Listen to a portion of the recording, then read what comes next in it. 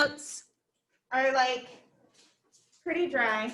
We're gonna get down, this is like the first unit was algebra, right? So we were still doing slope and we were doing parallel lines and perpendicular lines, and it was kind of a little bit like what our summer homework packet had in it.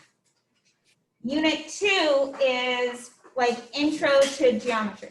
So we're gonna start with a lot of definitions. So today we have some definitions to get down. We'll continue it tomorrow. And it'll really feel more geometry based, and we do a few proofs this unit. So just to kind of get used to writing things out in that way, okay?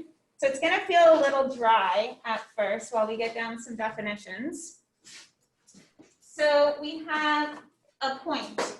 We use points in algebra as well. It's exactly what it sounds like. So here's a visual of what a point looks like, and I'll call it point A.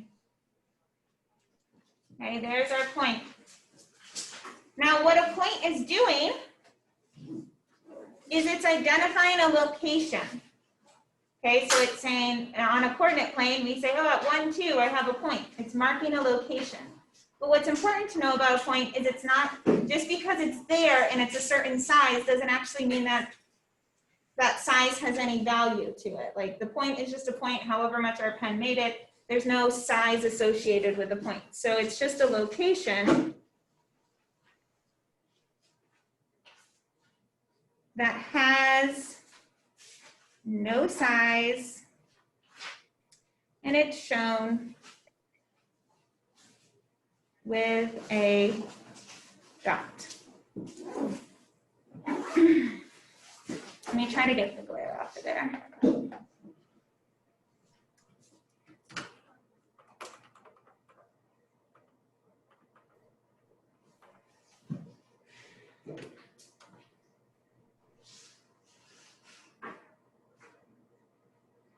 Now, this stuff seems really like obvious, like, oh, well, I know what a point is. Where students mess up is the labeling. So in geometry, we're really strict with how we present our work, and we're really strict with our labels. So if I'm labeling a point, first of all, you always use a capital letter for points, okay? And so that's one error students make, is they use a lowercase letter. So we always want to use a capital letter for a notation. And there's two ways we can notate it. So I can either write the word, I can say this is point A, or I can say this is point A in terms of labeling or identifying what I'm talking about. But I can't just put A. And if I just put A, I haven't identified what A is. Okay, so if I'm labeling something and I'm saying, oh, the intersection is at point A, that would maybe be a question you're responding to. You wouldn't just put A. You would either write the word point or you put a dot in front of it so that we know that that's what we're talking about. Okay, so there's our point. And this is, again, this is where students get caught up, is the notation. A line. Okay, we also have lines in algebra class. One way that a line could look, I want you to notice, I yell about this in algebra all the time. Lines have arrows on both ends. Okay, so if it's a line, it's arrows on both ends. And a line could have points on it, like B and D.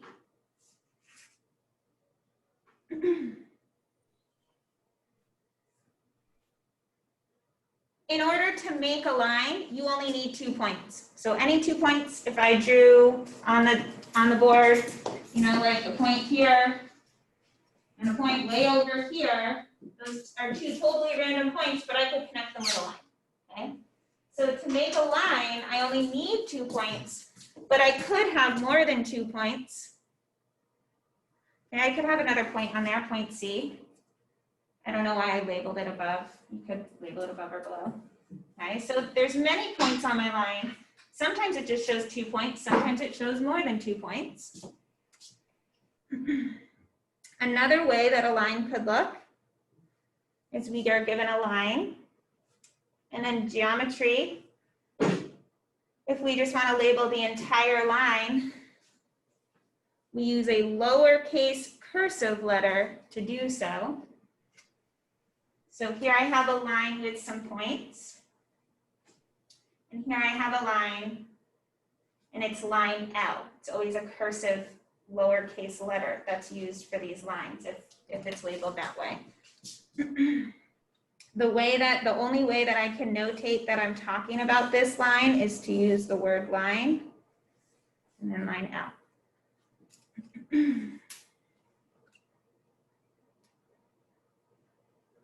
A lot of times it's like line M.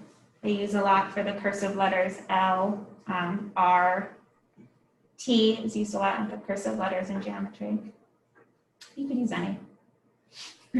So our definition of a line, first of all, it has to be straight. There's no curve in a line. Okay, so it's straight.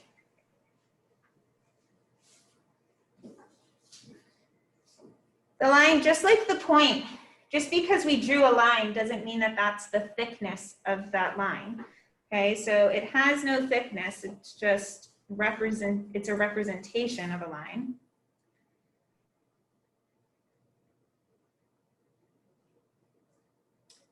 And extends. Here's my infinity symbol. It extends infinitely in both directions.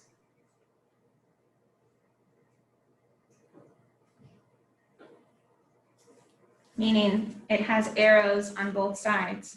I'll get the glare off of that.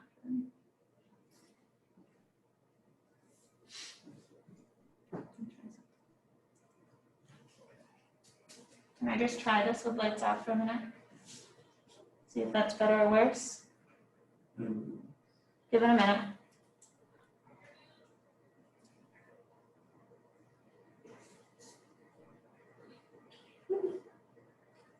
That's pretty good. It's the same. When you watch this Monday, Tuesday, you'll see there's like a little glare on there, and I'm not 100% sure where it's coming from because there's not a glare for us. You know what I mean? Yeah. Okay, so this is the #1 error my geometry students make every year, and they make it all year long, and that's labeling a line that has points, that has more than 2 points, okay? When we label a line, so I'm gonna go over to the notation part. When we label a line, we Please can, excuse the interruption. Will all students with the last name beginning with H and I come to the side entrance of the gym for their picture? Students with the last names H and I, please enter the side gym entrance across from the athletic department office. Thank you. okay. So when we label a line, we can only use 2 points to label it, okay? So even if there are 5 points noted on that line, I just choose any 2 points, and that's how I can label my line. Because it doesn't matter what point I'm identifying, because I know that it's still going to extend on past that point. It's the line, it's going on forever and ever and ever. So one way that I could label this line would be to label it BC. So to say, well, B and C are on this line. So I call this line BC, thanks. When we label it, we put a line, tiny line, it's not big like this line, it's a notation. So it's saying this is line BC. I could also write the word line, but typically we'll see it like this with a little line over it. If it was not a line and it was a ray or a segment, then it would be a ray or a segment above it. Okay, so that's how we differentiate between those. This little line, BC. I could also use the same 2 points, by the way, and call this line CB, okay, because it goes infinitely either direction. So I could also use CB. Either of those would be acceptable labels for that line. What would be another label that I could use for that line? BD. I could use BD.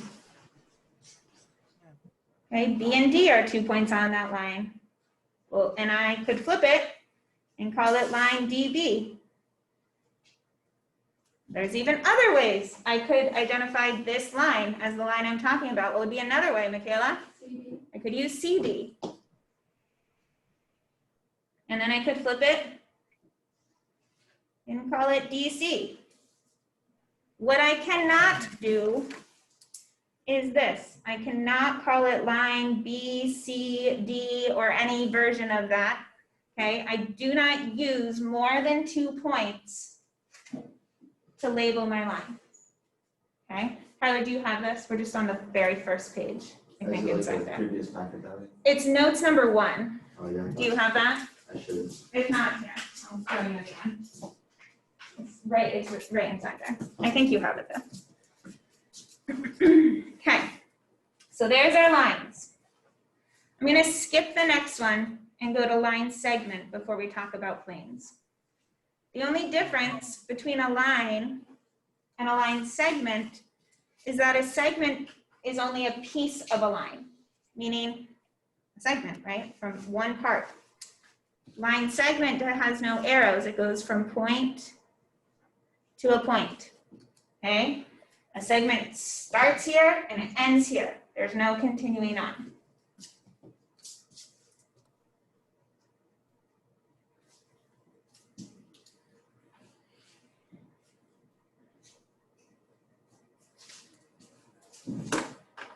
So our line segment is just a part of a line. And it has 2 endpoints.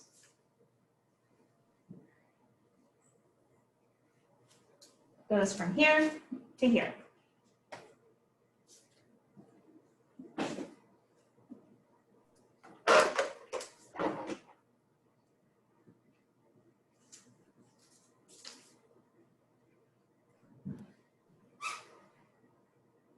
Labeling a segment is much easier because we're only talking about a set length. So even if there were more points on here, those would be different segments. They'd be different chunks and different values. Okay, so if I'm talking about a segment, it has a set length. So segment MN is only going to be segment MN, meaning if I had another point in here, that would be a different segment. Now, can I flip it? Is NM the same length as MN? Yeah. So I can call it MN, or I can call it NM. Again, notice I have a segment on top of it, no arrows there. If you just give me this, it's not totally correct because I don't know what it is that you're talking about. I know that you're talking about NM, but I don't know if NM is a segment or a line or array. Okay, so you have to have that on top of it to identify what type of thing it is we're looking at.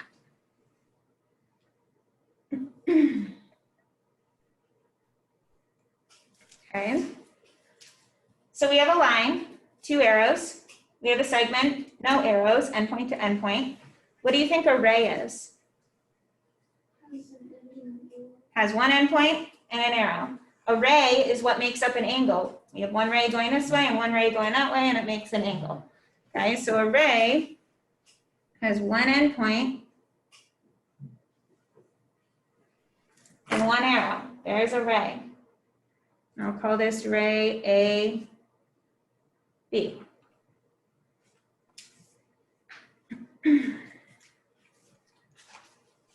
This is another common error point for students. With my line or with my segments, I could flip the letters around and it didn't matter, okay? With array, it does matter because A is the end point and B is continuing on. So when I label it, my label is going to have array going from endpoint to arrow. And so my letters, when I do the labeling, should go endpoint to arrow. There's only one way to label that ray. Okay, it's ray AB. Okay, the order matters.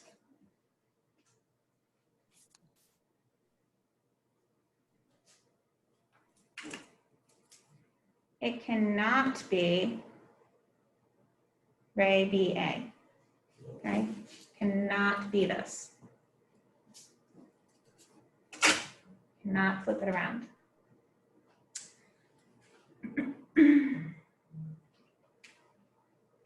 Our definition of array, it's still just like a segment, it's part of a line. So it's a portion of a line with one endpoint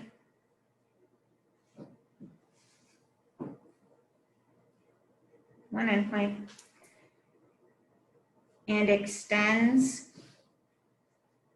infinitely in the other direction. Array has one endpoint and extends infinitely in the other direction.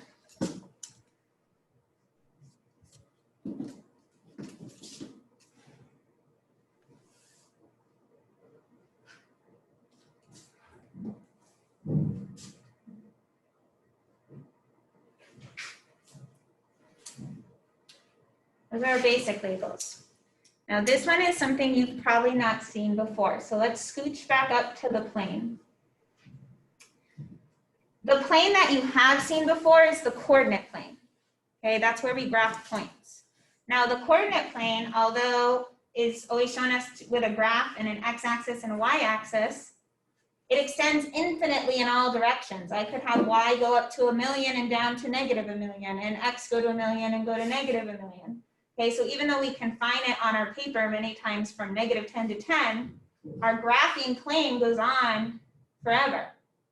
And any plane that we talk about in geometry is doing the same thing. It's going this way and it's going this way, but we can't draw that. So when you see a plane on paper, it looks like a little rectangle. Okay, but we know that a plane means it's extending infinitely in all directions. And we can have things that lie on a plane, just like when we put points on the coordinate plane, or we put a line on the coordinate plane. It's lying on the plane. So planes also, just like our line up above, when they get labeled as a whole, they use little lowercase cursive letters, typically. So I could have like a little M. And so one way that I could label this, and we always use the word, okay, unlike our line or our segment where we have notation for our planes, we just have to write the word plane. To say, well, I am talking about plane M. Sometimes, or another way that you can label a plane is by using points on the plane. But you can only label it if you have 3 points to identify. So just like the line where I said, well, I need 2 points for it to be a line. In order for it to be a plane, I need 3 points, okay? So many times on your planes, you'll see a few points. So I'm putting on there X, Z, and Y. Okay, so I have plane M. And on plane M is point X, point Z, and point Y. And an alternative way to label this, plane M is fine, but another way that I could label this plane and identify it is to say plane X, Y, Z, or any version of jumbling up X, Y, and Z together.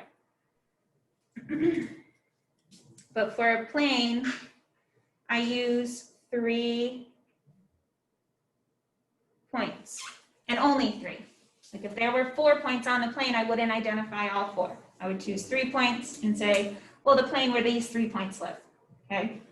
Just like with our line, we only use 2. For our plane, we only use 3.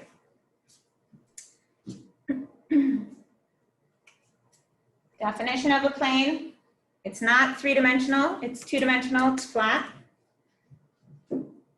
A flat 2D surface that extends infinitely. Okay, so even though we have to draw it with sides, it doesn't actually have sides, keeps going.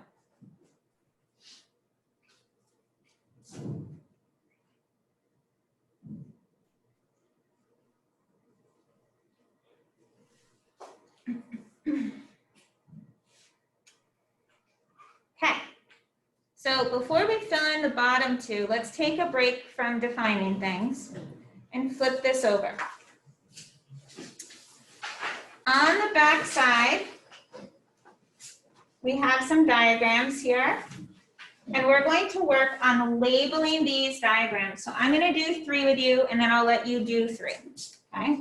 So let me zoom in on this. What is this first diagram of? Is it a line, a segment, or array? Jenna? It's a segment. For a segment, the order doesn't matter. So I could either say segment RT, or I could say segment TR. Typically, like we read a book, most kids would go this way. So it's a segment from point R to point T, and above it, I draw my segment mark. Okay, so I know that I've labeled it as a segment, RT.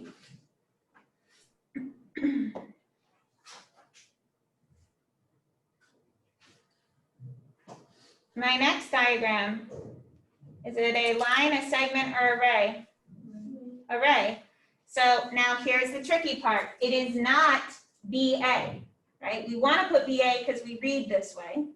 But when we do draw array, we draw array, point to arrow is our notation. The value that's at the point, or the letter that's at the point, is A. So this is array A, B. It goes from point A through B. Order is really important with our arrays.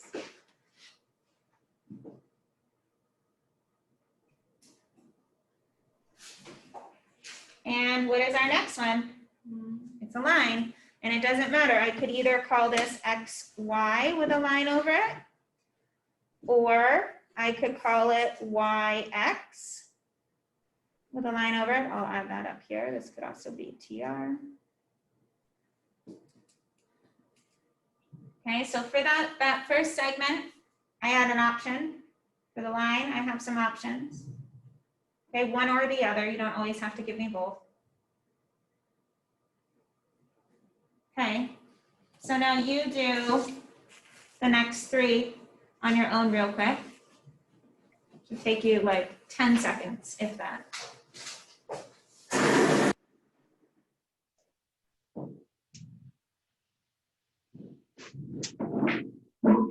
Please excuse the interruption. Would all students with the last names beginning with J and K come down to the side entrance of the gym by the athletic department office? Will all students with the last names beginning with J and K come to the side entrance of the gym by the athletic office? Thank you. Okay. So what do we have here? It's a line. Yep, and I could call it MN, probably most of us did, or NM is also fine. Okay, the order there of my letters, it doesn't matter, it's a line. What about the next one? It's array, and order does matter. The point is at C. Yep, going through D. That is a array CD. And our last one is a segment RS or segment SR. Exactly. Okay, so one thing you'll be asked to do is label diagrams. Okay, sometimes they'll be simple like this, sometimes they'll be more involved. You'll also be asked to go from the label to a drawing. So that's what the next part is. It says draw and label an example of each. So everyone's drawing is going to look slightly different. If you can see here, it's tiny when it types that in. Those are arrows on the end. So I know that this is a line AB. There's all sorts of ways my line could be. It could be going this way or that way. I don't care, as long as you have a line. So what I'm looking for there is there's arrows on both ends, and there are clearly identified points. One is marked A, and the other is marked B. There is a drawing, different than a label. There's a drawing of line AB.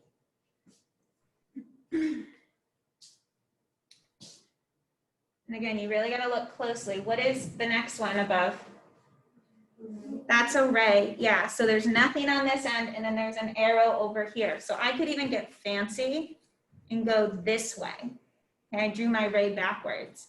But I know that the point is C, and I should have a clearly identified point point C, and then another point on this end of the ray marked D. Make sure you're adding points and not just putting in letters. Okay, there should be a point C and a point D on this ray. And the next one is a segment, no arrows there, doesn't matter. And again, I could go crazy and flip it around and say, well, segment EF, I could put F here and E here, because the order doesn't matter there, okay? Or you could have put E and then F, and that's fine. What is important that there's endpoints there that you've drawn in. So go ahead and fill in the next three, and then we'll go back and finish our definitions.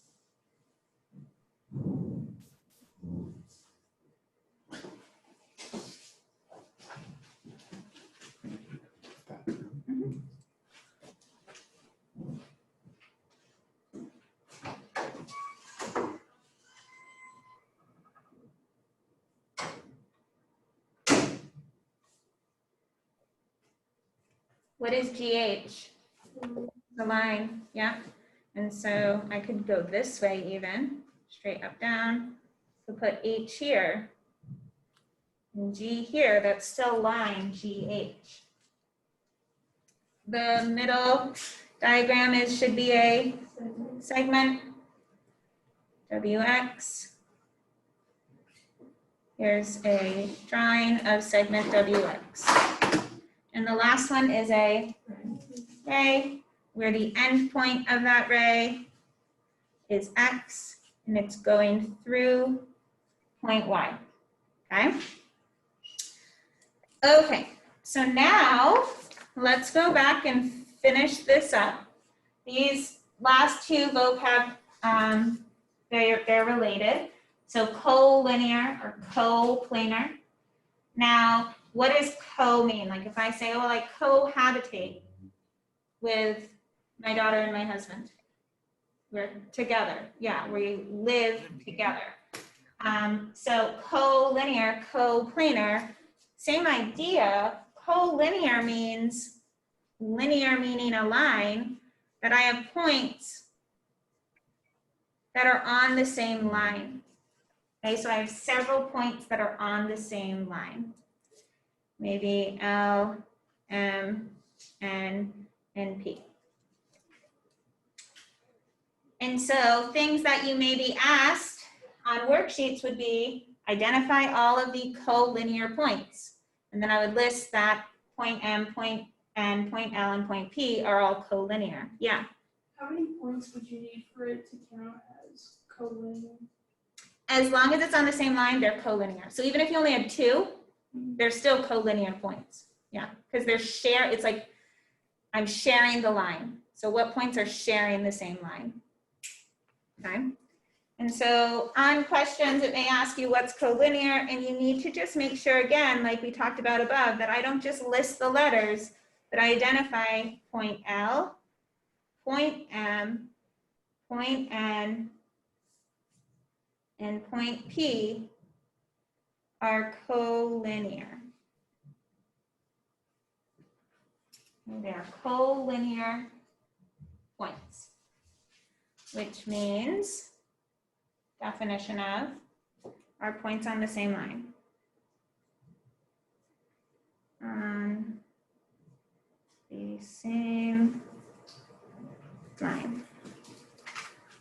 So I could have another point here living somewhere else, point K. Point K would not be collinear with those other points.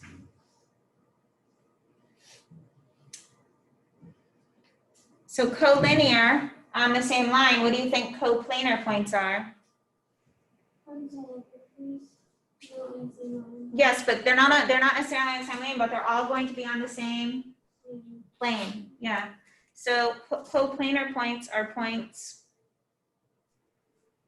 on the same plane. I'm going to get fancy here with my diagram.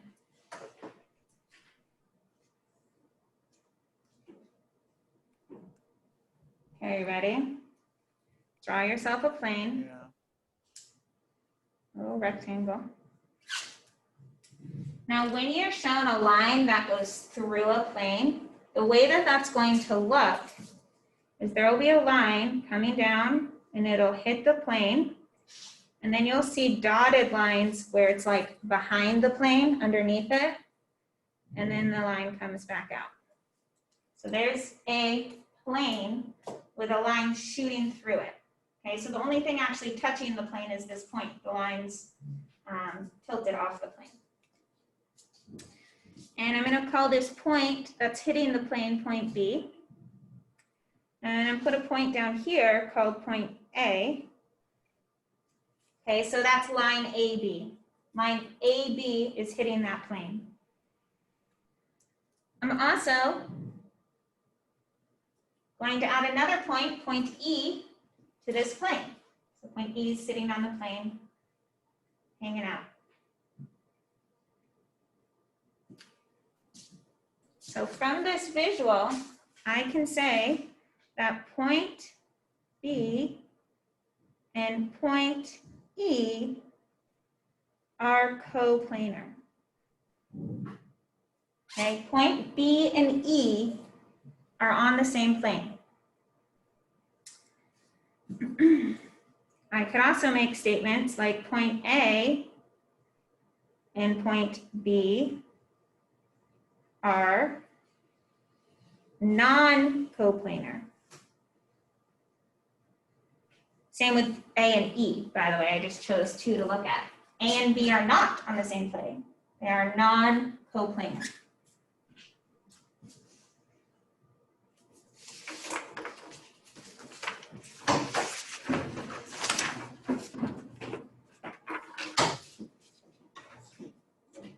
Okay, so now let's head past our labeling we've already done. We have a back side of labeling. And so this now gets a little more involved. This is saying, here's a diagram. Identify all the points. That's a blurry diagram. All the points that are in the diagram. Identify any lines that are living in that diagram. And identify any planes that are in the figure. What points are there in this diagram? A, B, and C. So for points, I have, okay, there's a point A, there's another point B, and there's a point C. I identified all the points. What lines are there in this diagram? AB, line AB, which I could call line BA, that's fine. Okay, notice I have to keep the label, right? So maybe not just writing AB, but line AB. And then line CB. Or BC. Again, order doesn't matter. So I have two lines, I have 3 points. What planes are there in the figure? There's two ways I could label that plane. Call it plane M. Yep, I have this little M here. I could call it plane M, or I could call it plane ABC, because I have 3 points, so 2 options there. I'll call it plane M. And I'm going to skip the next one right now. And then the bottom, it gives us like a sentence, and it asks us to draw it as best we can and label all of the points. So the first sentence says there are 3 points. So points R, S, and T are collinear. That means they are on the same line, such that T is located halfway between S and R. Okay, so first of all, we know we have a line because we have this collinear. So we know we're going to have a line. Now what's important is the way we place these points, because we know that T should look like it's pretty much halfway between R and S. And they don't list them that way. They go R, S, and then T, okay? So on my line, I'm gonna go let's say I put R here, and I put S here, T should be halfway between R and S, as best as we can make it look like it's halfway. And we're not quite here yet, but the way we mark that this is the same length is what we call tick mark. So I could label that to identify that this and this are the same length, or that T is directly in the middle. Okay, so I drew the diagram it was talking about. I think I'm gonna give you a minute to look at these two and look at the one up above and see what you can do with it. And then we'll do our work for today.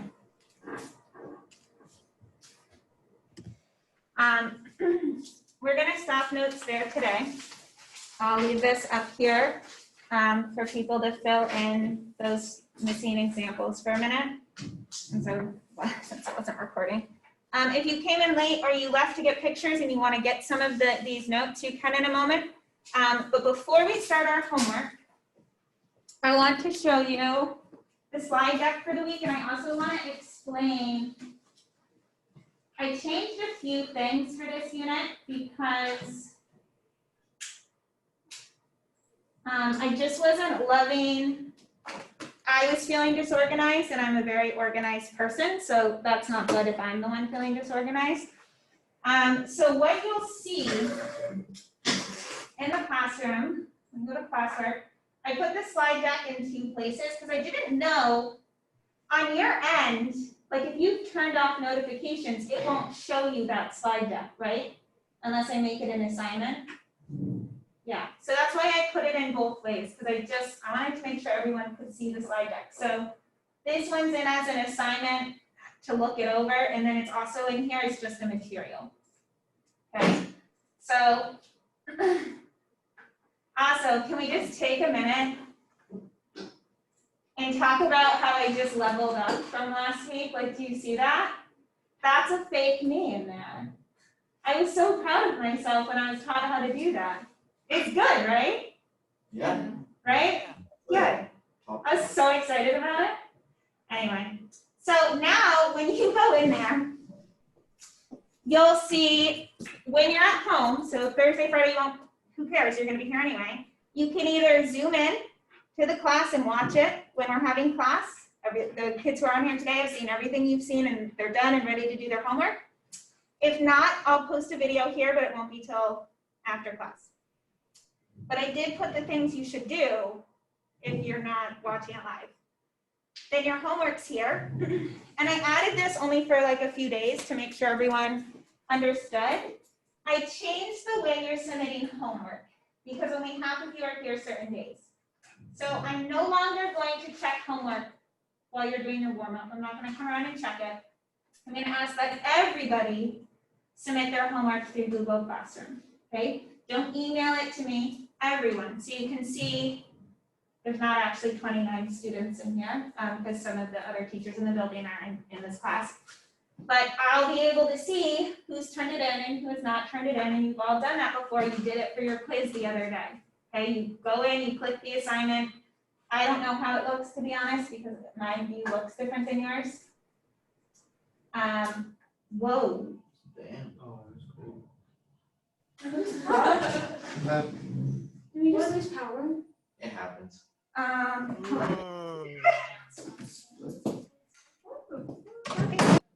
Block us. Only because there's a big room in the hallway. But I think it was just the.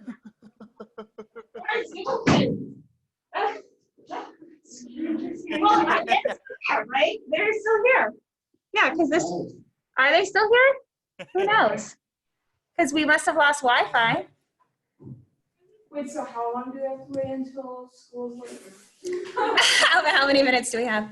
Hold on. Let me